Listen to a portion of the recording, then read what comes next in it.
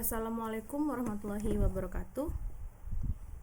Baiklah, ini adalah penjelasan untuk lanjutan daripada pertemuan 1 untuk minggu ini, yang mana untuk minggu ini kita baru saja membahas sampai di materi list. Jadi ini adalah penjelasan lanjutan untuk tuple, set, dan juga dictionary.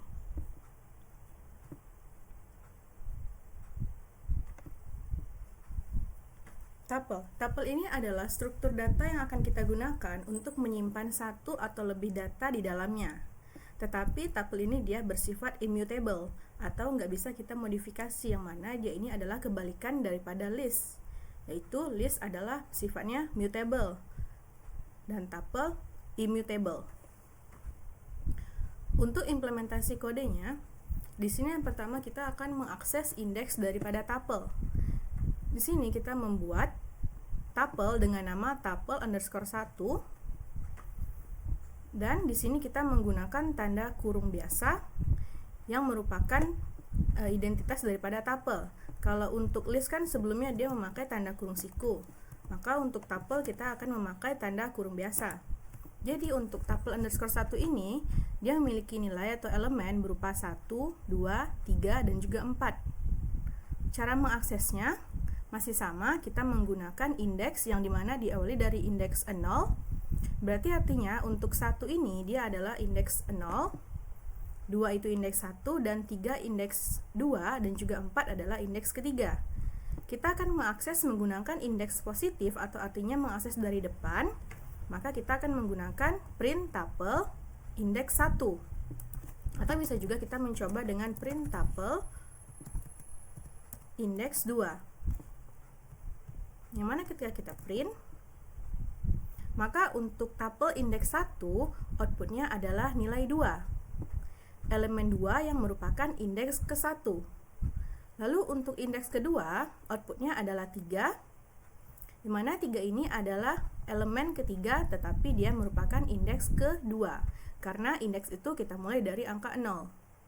Berikutnya, selain kita bisa mengakses indeks positif, maka kita juga bisa mengakses melalui indeks negatif atau artinya dari belakang. Atau di sini kita ingin mencoba untuk mengakses indeks terakhir, yang mana sebenarnya dia ini adalah indeks 0, 1, 2, 3. Bisa saja langsung kita buat menggunakan print tuple 3. Tetapi jika datanya seperti yang Kak bilang kemarin, datanya banyak atau ratusan, maka kita akan menggunakan indeks negatif untuk mengakses dari belakang. Contohnya di sini kita akan mengakses indeks minus 1, yang mana outputnya adalah elemen dengan nilai 4. Berikutnya untuk sifat daripada tuple. Tuple ini seperti yang dijelaskan sebelumnya, dia itu bersifat immutable ataupun tidak bisa dimodifikasi. Contohnya, untuk pembuktian, di sini kita akan mengubah elemen tuple. Kita akan mengubah tuple indeks ke-1 yang awalnya adalah 2 menjadi angka 5. Outputnya terjadi error karena di sini keterangannya type errornya tuple object doesn't support item assignment. Jadi tuple ini dia tidak bisa melakukan proses atau langkah untuk mengubah elemen tuplenya karena dia bersifat immutable. Juga untuk tuple kita tidak bisa menambah elemen tuplenya.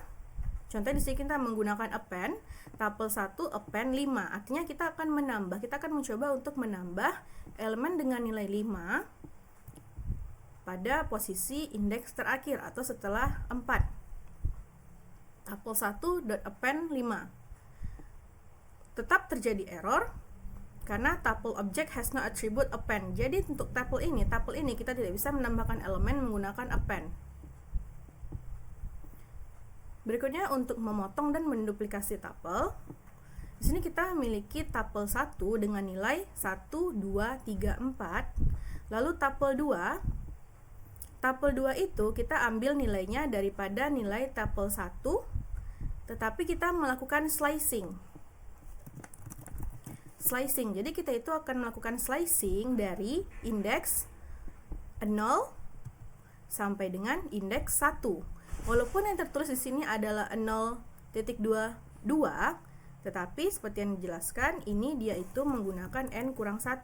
Jadi walaupun dia itu di sini 0 sampai 2, tetapi yang akan di slicing adalah indeks ke 0 sampai dengan indeks ke 1.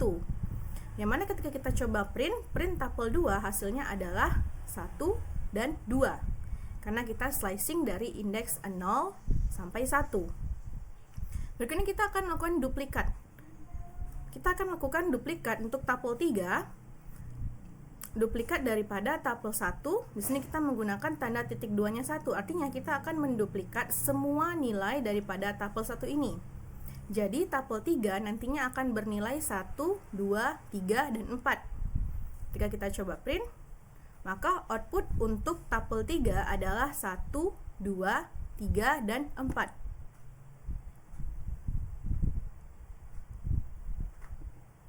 Berikutnya untuk tuple, kita akan membahas mengenai menginisialisasi multivariabel menggunakan tuple, atau bisa saja kita sebut sebagai unpacking tuple.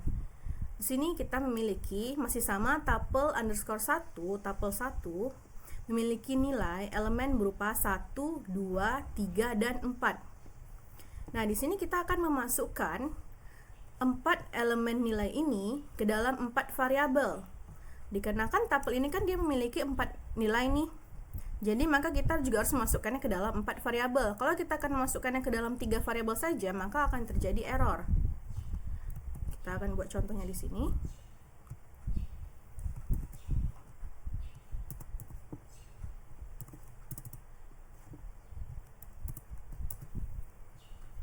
Terjadi error karena di sini kan nilai elemen kita itu ada 4, 1, 2, 3, dan 4. Tetapi variabel yang akan kita masukin itu hanya 3. Berarti kurang 1 variabel lagi. Maka itulah yang menyebabkan dia terjadi error. Kita kembali ke penjelasan sebelumnya. Di sini kita memiliki 4 variabel berupa A, B, C, dan juga D. Nah, ini adalah proses unpacking tuple. Jadi, nilai-nilai elemen daripada tuple 1 ini yang merupakan 1, 2, 3, dan 4 akan dimasukkan ke dalam variabel A, B, C, dan juga D. Yang mana ketika kita print A, B, C, D, nilainya itu adalah elemen daripada tuple tadi, yaitu 1, 2, 3, dan 4. Lalu untuk pembuktian selanjutnya, di sini kan A, B, C, D itu kan karakter. Betul nggak nih? Dia itu kesimpan nilai elemen daripada tuple yang merupakan integer. Maka untuk pembuktiannya kita akan lakukan print tipe. Tipe A artinya tipe data dari variabel A. Lalu tipe data variabel B, tipe data variabel C, dan juga tipe data variabel D. Ketika di print maka akan muncul kelasnya integer, integer, integer, dan juga integer. Berarti benar bahwa nilai di dalam variabel A, B, C, D ini adalah nilai daripada elemen tuple 1 yang merupakan tipe datanya integer, yaitu angkanya 1, 2, 3, dan 4. Lalu jika ingin pembuktian lagi, maka kita akan melakukan print variabelnya satu per satu. Kita akan melakukan print dengan keterangan kita, manual kita adalah A. Kita panggil variabelnya A, begitu juga untuk B, C, dan D. Maka outputnya A sama dengan 1, B sama dengan 2, C sama dengan 3, dan juga D sama dengan 4. Untuk penganalogiannya, di sini kita akan menganalogikan unpacking tuple ini dengan kotak bekal. Contohnya di sini kita memiliki kotak bekal yang berisi nasi, ayam, sosis, dan juga telur. Jadi untuk kotak bekal ini kan dia adalah satu wadah yang bersekat-sekat. Bersekat-sekat dia. Memiliki 4 bagian sekat. Maka kita akan melakukan unpacking. Kita anggap ini tuple, kita akan unpacking dia. Ketika kita melakukan unpacking, maka kita harus memiliki 4 piring. Kenapa 4 piring? Karena kan di sini ada 4 bagian untuk wadah bekalnya. Berarti piringnya juga harus 4. Karena kalau misalnya piringnya 3, kita nanti ngebagiin ada nasi piring 1, sosis piring 2, ayam piring 3. Nah, terus telurnya mau kita kemanain? Kesisa dong dia di wadahnya. Nah, itulah kenapa yang tadi kalau tuplenya 4, elemennya 4, maka variabelnya juga harus 4. Kalau misalnya 3, error. Ini kita sudah memiliki 4 piring. Piring pertama kita pindahin nasi ke piring pertama. Lalu telur pindahkan ke piring kedua. Sosis kita pindahkan ke piring ketiga. Dan ayam kita pindahkan ke piring keempat. walaupun dia terlihat satu persatu yang kayak awalnya itu piring, tetapi nilai aslinya ini adalah nilai daripada tuple yang hanya kita lakukan unpacking sebelumnya.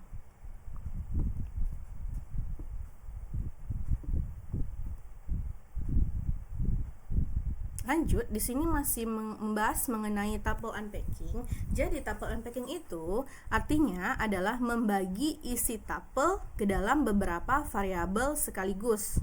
Seperti yang tadi dibilang, A, B, C, dan D masing-masing berisi satu nilai dari tuple.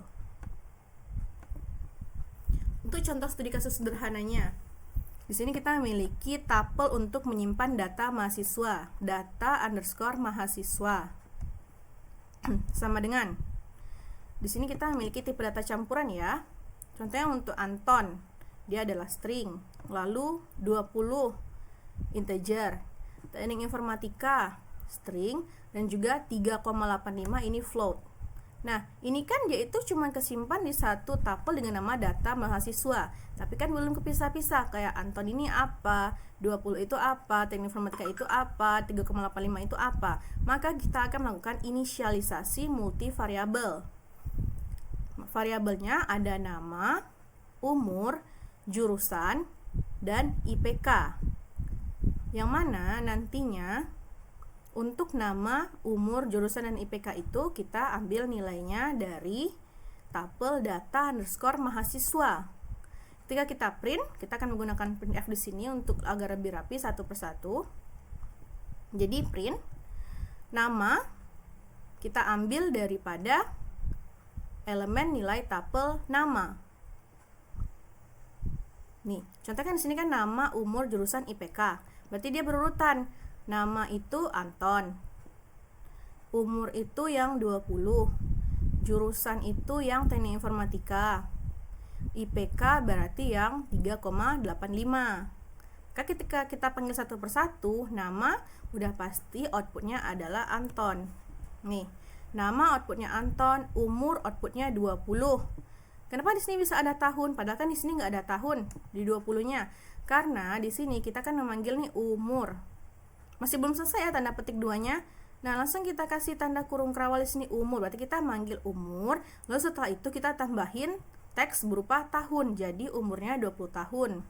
Lalu jurusannya teknik informatika. IPK-nya 3,85 diambil dari nilai elemen terakhir yang ada di tuple ini. Begitulah penjelasan untuk unpacking tuple. Jadi proses ini kita sebut sebagai tuple unpacking atau unpacking tuple, atau juga bisa disebut sebagai menginisialisasi multivariabel menggunakan tuple. Karena isi tuple data mahasiswa ini kita bongkar dan dimasukkan ke variabel nama, umur, jurusan, serta IPK satu persatu, one by one. Baiklah, lanjut ke materi berikutnya, yaitu untuk materi set.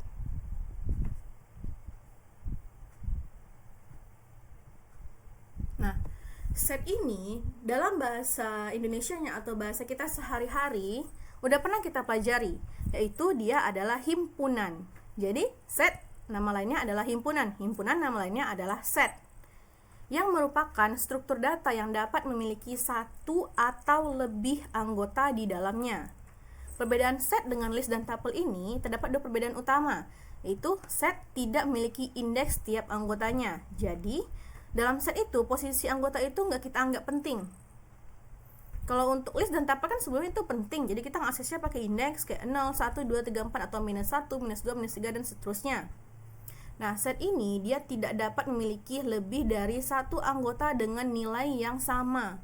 Kalau tadi kan sebelumnya dia itu nilai bisa duplikat kayak 1,1,1. Kalau yang ini untuk set itu dia itu nggak bisa nilainya duplikat antar dalam satu set yang sama. Untuk implementasinya, di sini kita akan membuat set. Contohnya dengan nama set A 1, 2, 3, 4.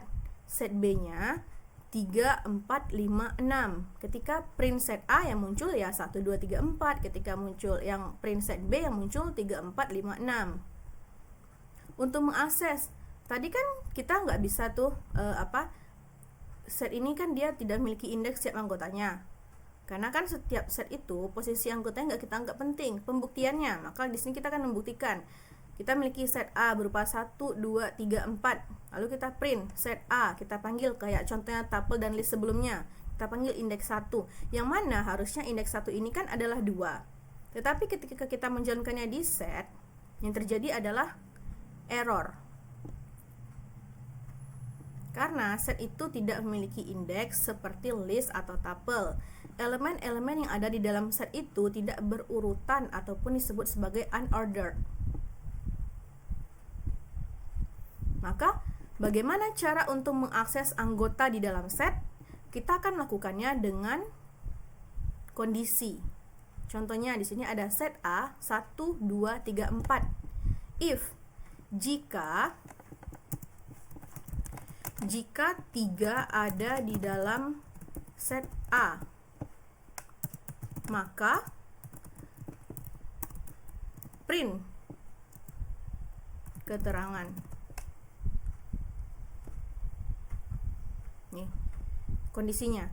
If 3 in set A. Jika 3 ada di dalam set A, maka print angka 3 ada di dalam set. Nih, kita kan tadi set A itu isinya 1, 2, 3, 4. Jadi kita mau ngecek, kayak ragu lah gitu misalnya ya. Ada nggak sih angka 3 di dalam set A ini? Ternyata ada, maka outputnya angka 3 ada di dalam set.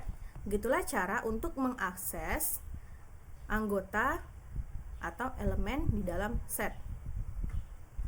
Berikutnya cara untuk menghapus anggota di dalam set. Untuk menghapusnya, di sini kita ada dua cara, yaitu pertama adalah discard dan juga remove. Bedanya apa? Akan nanti dijelaskan setelah menjelaskan mengenai kode ini dulu ya. Jadi di sini kita memiliki set A masih sama nilainya 1, 2, 3, 4. Kita akan mencoba untuk menghapus nilai 4 pada set A ini. Maka kita panggil set A-nya, lalu dot discard. Masukkan angka nilainya atau nilai elemennya, yaitu 4. Print set A. Maka tersisa hanya 1, 2, dan 3. Karena angka 4-nya udah kita hapus. Berikutnya terdapat remove. Set A dot remove. Remove 2. Hapus angka 2. Hapus nilai 2 pada set hasil discard. Ingat ya, pada set hasil discard. Yang mana tadi tersisa hanya 1, 2, dan 3. Maka ketika kita print, hasilnya adalah 1 dan 3. 2-nya nggak ada karena udah kita remove. Berikutnya kita akan mencoba lagi untuk set A discard. Set A discard 10. Di sini kan set A nilainya hanya 1, 2, 3 aja. 4 udah kehapus. 2 juga udah kehapus. Berarti sisanya hanya 1 dan 3. Nggak ada nilai 10 kan? Tapi kita akan mencobanya dengan discard. Discard 10. Apakah error? Tidak error. Hasilnya tetap 1 dan 3. Kita akan mencoba untuk menghapus angka 10 yang memang nggak ada di dalam set menggunakan remove. Set A 1, 2, 3, 4, lalu remove 10. Hasilnya adalah error. Kenapa error? Dikarenakan angka atau nilai 10 ini tidak ada di dalam set A. Yang mana set A ini hanya berisi 1, 2, 3, dan 4. Jadi dapat dilihat bahwa perbedaan remove dan set ini, kalau remove itu, jika yang ingin kita hapus tidak ada, maka yang terjadi adalah error. Namun untuk discard, jika yang ingin kita hapus itu nggak ada nilainya di dalam set, tidak akan terjadi error. Yang tertampil adalah output yang memang hasil dari set sebelumnya, atau set A aslinya gitu. Nih, jadi metode remove, kita panggil nilainya, pada set Python akan memunculkan key error jika elemen yang ingin kita hapus itu tidak ditemukan di dalam set yang kita simpan. Solusinya apa? Solusinya kita melakukan discard. Nih, set A discard 10. Nggak error, tetapi tertampil 1 dan 3. Jadi, remove itu kalau yang ingin dihapus tidak ada, terjadi error. Sedangkan discard, kalau yang ingin dihapus tidak ada, tidak error. Begitu. Itulah perbedaan untuk remove dan discard. Jadi bisa kita ibaratin remove itu dia lebih kaku atau lebih tegas, sedangkan discard itu dia cenderung kayak santai gitu. Jadi kalau misalnya nilainya nggak ada, ya udah nggak error, tetap aja dijalankan. Berikutnya untuk cara menambah anggota set. Di sini terdapat add set A, nilainya masih sama 1, 2, 3, 4. Kita akan melakukan penambahan anggota set. Di sini kita mencoba dengan menggunakan add set A dot add 7. Kita akan menambah angka 7 atau nilai elemen 7 ke dalam set A yang awalnya adalah 1, 2, 3, dan 4. Ketika kita print, maka angka 7-nya muncul di akhir. Berarti ini kurang lebih sama dengan append, dia tuh menambahkan pada elemen terakhir. Maka outputnya berupa 1, 2, 3, 4, dan juga 7. Juga terdapat update. Update ini contohnya di sini kita akan menggunakannya untuk menambah lebih dari satu anggota. Jadi set A yang awalnya itu 1, 2, 3, dan 4, kita akan menambahkan lebih dari satu anggotanya. Yang mana kita melakukan update itu, kita pakai tanda kurung siku di sini karena nilainya kan banyak nih. Itu 4, 5, 5, dan 6. Ingat, untuk set seperti yang dijelaskan, yaitu tidak dapat memiliki lebih dari satu anggota yang nilainya sama. Nah, ini kan dia set A itu udah ada 1, 2, 3, 4. Udah ada 4, tapi kita tambah lagi angka 4. Lalu untuk 5, 5-nya udah ada 1, tambahin lagi 5. Nah, karena set itu dia nggak dapat memiliki anggota nilainya sama, jadi ketika kita print yang muncul angkanya itu satu persatu. Nggak ada angka duplikat di dalam nilai set. Maka outputnya 1, 2, 3, 4, 5, dan 6. Semoga bisa dipahami ya sejauh ini, karena berikutnya kita akan melakukan untuk operasi pada set atau operasi himpunan. Yang pertama adalah union. Lalu berikutnya ada intersection, difference, dan symmetric difference. Contohnya untuk union dan intersection of sets. Jadi untuk union itu, kita itu akan memasukkan semua nilai daripada T dan F. Kan hijau semua nih, berarti masuk semua dia. Sedangkan intersection atau irisan, kita hanya akan memasukkan nilai yang sama yang ada di antara T dan F.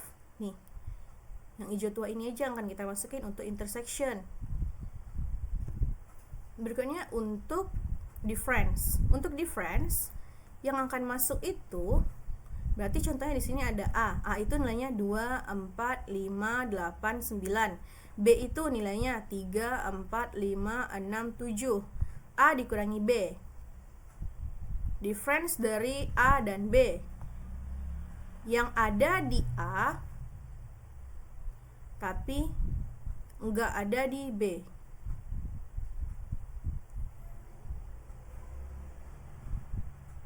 Yaitu angka 2, 8, dan 9. Kebalikannya, B kurangi A. Artinya yang ada di B tapi enggak ada di A. Berarti dia 3, 6, dan 7. Begitu untuk difference ya. Perhatikan, kalau A dikurangi B itu berbeda dengan B dikurangi A. Berikutnya untuk symmetric difference. Kalau tadi kan misalnya A minus B, A kurang B, berarti nilai A yang nggak ada di B, artinya kan 1 dan 2. Nah, untuk symmetric difference ini, berikutnya untuk symmetric difference. Untuk symmetric difference ini, bedanya dia sama difference. Symmetric difference itu adalah operasi pada set yang menghasilkan elemen yang hanya ada di salah satu set saja, tapi tidak ada di keduanya. Maka untuk symmetric difference A dan juga B yaitu 1, 2, 4, 5, 6. Intinya kayak kebalikan daripada intersection. Kalau intersection atau irisan kan dia yang ada di antara T dan F nih. Nah, maka symmetric difference itu yang ada di A, B, tapi nggak ada di keduanya gitu. Berarti jawabannya 1, 2, 4, 5, dan 6. Untuk implementasi kodenya, di sini yang pertama adalah union. Union, kita membuat setnya, set 1 dengan nilai 1, 2, 3, dan 4. Set 2-nya berupa 3, 4, 5, dan 6. Unionnya di sini kita menggunakan tanda pipe atau tanda garis lurus gini. Print set 1 union set 2. Artinya kita akan menggabungkan semua elemen unik yang ada di kedua set. Artinya kita gabungin 1, 2, 3, 4 dan juga 3, 4, 5, dan 6. Maka outputnya ya 1, 2, 3, 4, 5, dan 6. Di sini kan ada 3, 4 nih di set 1. Di set 2 juga ada 3 dan 4. Kok yang muncul hanya 1? Iya, karena yang kita gabungkan hanyalah semua elemen unik. Kalau misalnya ada 3, misalnya 1, 2, 3, 3, 4, 4, kan artinya 3 dan 4 ada lebih dari 1. Artinya nggak unik lagi dong. Unik itu kan berarti hanya ada 1 gitu. Itu untuk union. Berikutnya untuk intersection atau irisan. Jadi kita akan print set 1 dan set 2. Untuk intersection yaitu menggunakan simbol dan. Untuk menemukan elemen yang sama atau umum pada kedua set. Kalau tadi kan kita elemen unik aja nih. Kita yang kali ini untuk intersection akan menemukan elemen yang sama atau umum. Di sini kan tadi 1, 2, 3, 4. Di set 2, 3, 4, 5, 6. Berarti yang ada di kedua set ini adalah nilai 3 dan 4. Nih, kelihatan kan pas kakak blok. Di sini juga ke blok. Berarti yang ada atau intersection untuk set 1 dan set 2 ini adalah 3 dan 4. Maka outputnya 3,4. Berarti irisan daripada set 1 dan set 2 adalah 3 dan 4. Berikutnya untuk difference. Difference ini akan kita gunakan untuk menemukan elemen yang ada di set pertama. Kenapa di set pertama? Karena kan di sini yang kita tulis pertama itu adalah set 1 kurang set 2. Kalau set 2 kurangi set 1 beda lagi nanti hasilnya.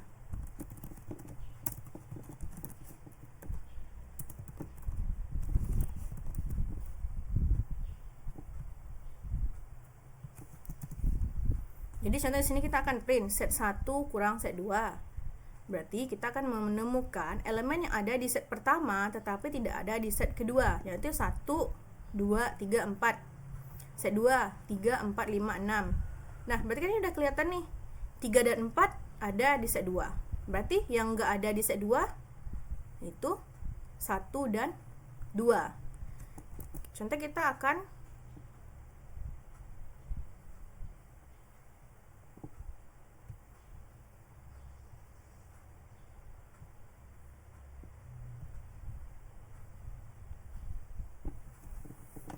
berikutnya contoh kita akan print set 2 kurangi set 1. Artinya kita akan menemukan elemen yang ada di set kedua.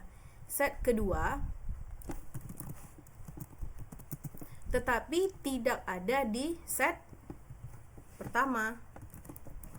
Karena kan ini set 2 kurangi set 1. Berarti nih, berarti 5 dan 6.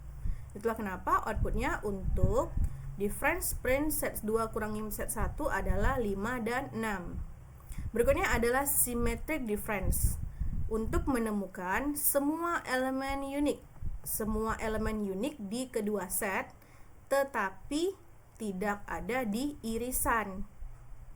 Berarti dia itu sama aja kayak kurang lebih kebalikan daripada irisan. Ini kan set 1, 1, 2, 3, dan 4.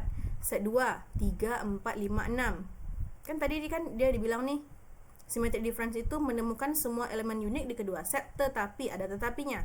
Tetapi tidak ada di irisan. Berarti outputnya adalah 1, 2, 5, dan juga 6. Dapat lihat bahwa output untuk symmetric difference di sini adalah 1, 2, 5, dan 6. Kenapa 3 dan 4 nggak masuk? Karena 3 dan 4 itu kan masuknya ke dalam irisan. Sedangkan symmetric difference itu untuk menemukan semua elemen unik di kedua set tetapi tidak ada di irisan. Ini di sini adalah penjelasan untuk studi kasus sederhana untuk operasi pada set atau himpunan. Di sini kita memiliki set yang pertama adalah Tokopedia dengan nilainya berupa laptop, mouse, keyboard, dan juga headset. Lalu Set keduanya berupa Shopee dengan nilainya berupa keyboard, charger, headset, dan juga power bank. Untuk operasi yang pertamanya adalah union, yaitu semua produk yang dijual di Tokopedia atau Shopee atau keduanya. Maka ketika kita print union Tokopedia, union Shopee, outputnya adalah power bank, laptop, headset, charger, keyboard, dan juga mouse. Di sini kan dapat dilihat bahwa antar elemen itu dia itu nggak berurutan. Kayak harusnya kan kalau kita lihat dari urutan kan harusnya laptop dulu, ini kan malah laptop itu dia ada di kedua. Kenapa nggak berurutan? Karena set itu dia dalam posisi set, setiap anggotanya itu dianggap tidak penting. Jadi posisi setiap anggota daripada set itu tidak penting atau unordered. Itulah yang menyebabkan outputnya ini dia tidak berurutan.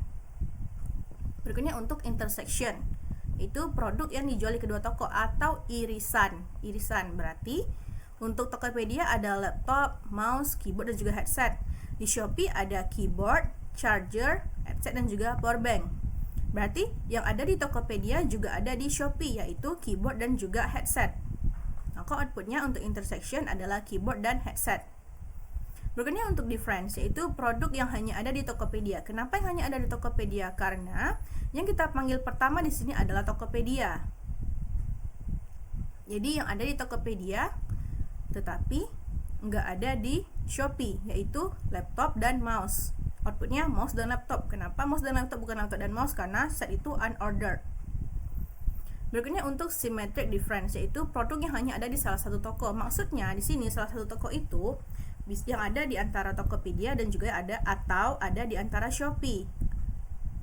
Dia ini kebalikannya daripada intersection, kebalikan daripada irisan. Kalau tadi kan irisan outputnya keyboard dan headset.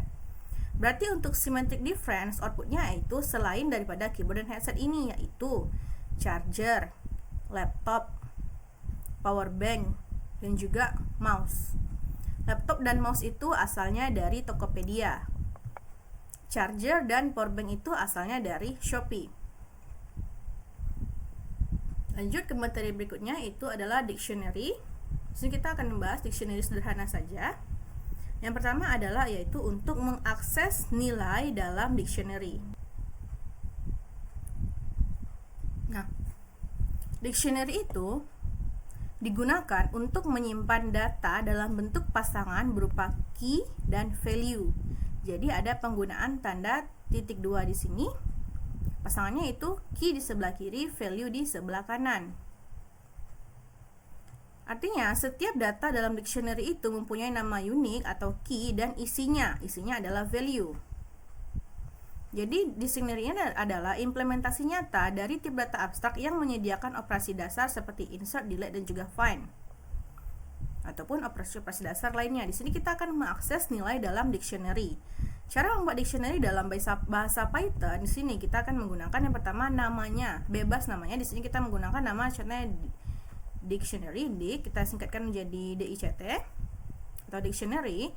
Isinya berupa key-nya key pertama, nama dengan value-nya berupa Anton. Tipe datanya di sini adalah string. Berikutnya umur. Key-nya umur. Value-nya 20. Berikutnya terdapat kelas. Kelas sebagai key dan juga value-nya adalah 3G. Contohnya di sini nama adalah key. Key dia di sebelah kiri daripada tanda titik 2. Dan juga Anton sebagai value. Di sini kita akan memanggil key-nya satu persatu. Print nama, kita panggil nama dictionary-nya. Lalu key-nya juga kita panggil dengan menggunakan tanda kurung siku, yaitu nama. Maka outputnya nama adalah Anton, untuk umur adalah 20 dan kelasnya adalah 3G. Proses update dictionary masih dengan menggunakan nama dictionary yang sama. Key-nya yang pertama adalah nama dengan value berupa Anton. Key keduanya adalah umur dengan value-nya berupa 20, tipe datanya integer. Dan key ketiganya adalah kelas dengan value-nya 3G. Untuk dictionary umur, key umur, di sini kita akan melakukan update atau mengubah atau memperbarui key umur. nilainya yang awalnya 20 menjadi 19.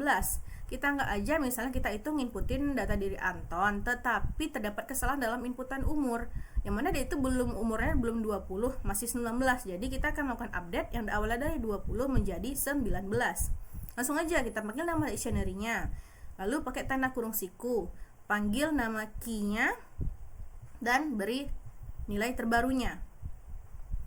Untuk menambah entry baru atau menambah key baru masih sama caranya, kita panggil nama dictionary-nya, langsung kita ketikkan key yang barunya berupa prodi dengan value-nya berupa TI. Berarti artinya Anton dengan umurnya adalah 19, kelas 3G, dia ternyata adalah prodinya TI atau teknik informatika. Ketika kita print atau kita akan melakukan cek untuk umur Anton, print umur, kita panggil dictionary-nya, key umur, kita panggil key umur, maka yang ketampil adalah umur 19.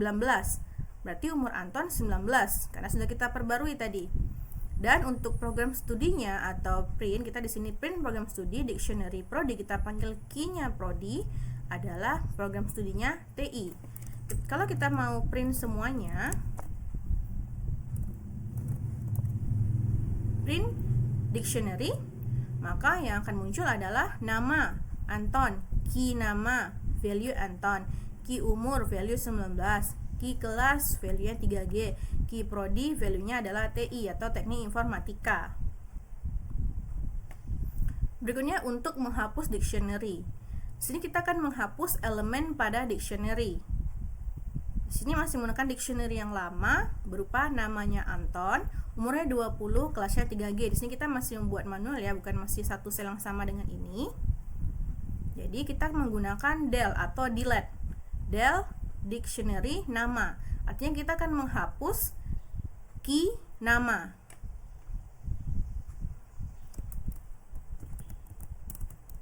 Print dictionary.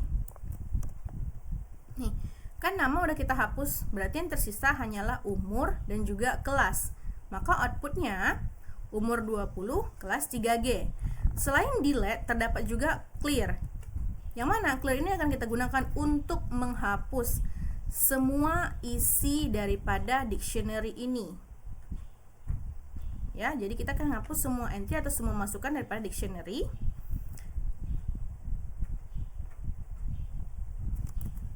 Nah, ketika kita print kosong, yang tersisa hanyalah dictionary kosong. Tetapi dictionary-nya itu masih ada. Ketika kita ingin menghapus dictionary-nya, langsung kita hapus aja dictionary-nya, nggak usah kita hapus per key-nya atau kita hapus key-nya saja, kita hapus del dictionary untuk menghapus seluruh dictionary. Nah, ketika kita print nggak ada, yang tersisa hanya kelasnya itu dictionary aja, berarti dictionary-nya udah nggak ada. Di sini terdapat nested dictionary atau dictionary yang berisi banyak data di sini dalam dictionary. Di sini terdapat nama dictionary-nya berupa mahasiswa. Yang pertama itu MHS1. Dia memiliki detail data di dalamnya berupa nama, budi, usia 21, NPM 2435100001. Berarti tadi kan tanda titik 2 ini kan sebagai pemisah antara key dan value. Sebelah kiri itu key dan sebelah kanan itu adalah value. Key utamanya yaitu untuk data yang pertama adalah MHS1 dengan value-nya berupa ini, nama, budi, usia 21, NPM 2435100001. Tetapi untuk nama, usia, dan juga NPM ini juga kita sebut sebagai key. Jadi dictionary di dalam dictionary, dia sebagai key, dia berperan sebagai key untuk value dia. Tetapi semua data ini, semua data nama, usia, NPM ini juga berperan sebagai value daripada MHS1 atau value daripada key utama. Nah, berikutnya di sini kita akan melakukan pencarian atau find. Kita akan mencari apakah ada MHS3 di dalam mahasiswa. Maka menggunakan sintaks atau kode if MHS3 in mahasiswa, maka print data ditemukan, kita panggil mahasiswanya dan kita panggil key-nya itu key MHS3. Karena ada, maka outputnya adalah data ditemukan. Kan ini kita panggil MHS3-nya nih. Berarti yang ketampil di sini adalah value-nya, yaitu nama Sinta usia 20 dan juga NPM-nya 243510210. Artinya, proses find MHS3 ini berhasil atau ada karena dia itu ada di dalam dictionary MHS3. Berikutnya kita akan mencoba untuk melakukan print. Karena tadi kan di sini ada ini sebagai key utama. Nah, namun yang di sebelah sini nama, usia, dan juga NPM ini juga sebagai key. Nah, di sini kita akan mencari atau melakukan print. Print nama dictionary-nya mahasiswa, key utamanya MHS1, dan key lagi di dalamnya adalah nama. Berarti kita akan mengambil dictionary mahasiswa, lalu cari atau kita print MHS1-nya, kemudian di dalamnya diambil lagi key nama, yang artinya nama daripada MHS1 adalah Budi. Begitu juga untuk NPM daripada MHS3 yaitu 243510210, yang mana dia ini merupakan NPM daripada si Sinta. Berikutnya di sini kita akan melakukan print mahasiswa nama. Jadi langsung aja nih print dictionary-nya mahasiswa, key-nya nama. Yang terjadi adalah error karena di sini kan nggak kita jelasin nama ini yang kita ambil adalah nama dari key utama yang mana. Maka caranya adalah kita melakukan perulangan for data in mahasiswa.values. Values di sini artinya adalah kita akan mengambil dictionary kecil di dalamnya. Yang mana di sini kita akan melakukan print data yaitu nama. Berarti kita akan melakukan print semua isi atau semua value daripada key nama yang ada di dalam dictionary mahasiswa, yaitu Budi, Albert, dan juga Sinta. Nah, MHS1, MHS2, MHS3 adalah key utama, yang mana di dalamnya terdapat key lain berupa nama, usia, dan juga NPM. Kalau tadi kan kita di sini kan mencari untuk key utamanya nih, mencari MHS3. Berikutnya kita akan melakukan proses pencarian yang lebih spesifik, yaitu kita mencari value berupa nama Albert. Kita buat variabel baru berupa nama dicari Albert. Terdapat perulangan for key data in mahasiswa.items. Items di sini nantinya yaitu semua isi dictionary dalam bentuk berpasangan berupa key dan value. Jadi untuk setiap kunci atau untuk setiap key dan isinya atau data di dalam mahasiswa.items, maka kita lakukan perulangan. Jadi Python ini atau bahasa Python kita yang sudah kita ketik ini akan dia ngeloop atau akan melakukan perulangan semua isi dictionary mahasiswa. Setiap kali terjadi perulangan, key akan menyimpan nama kuncinya seperti MHS1, MHS2, dan MHS3. Dan data akan menyimpan isinya atau isi daripada si key utama ini. Artinya adalah nama Budi, usia 21, NPM 243510001. Begitu juga untuk MHS2 dan MHS3. Maka if data nama, jika di sini kan data nih, data yang tadi ini nih, jika data yang nama ini sama dengan variabel nama dicari atau Albert, maka print data ditemukan, kita panggil key utamanya, lalu kita panggil datanya, lalu berhenti. Namun jika tidak, maka print data tidak ditemukan. Karena kan tadi kita di sini mencari nama Albert nih, dan ternyata ada nih nama Albert, yaitu di MHS2, maka outputnya adalah data ditemukan, yaitu key MHS2 dengan value di dalamnya berupa nama Albert, usia 19, NPM-nya 243510245. Baiklah, sekian penjelasan untuk materi lanjutan TOEFL, STEP, dan juga dictionary. Semoga yang dijelaskan dapat dipahami. Wassalamualaikum warahmatullahi wabarakatuh.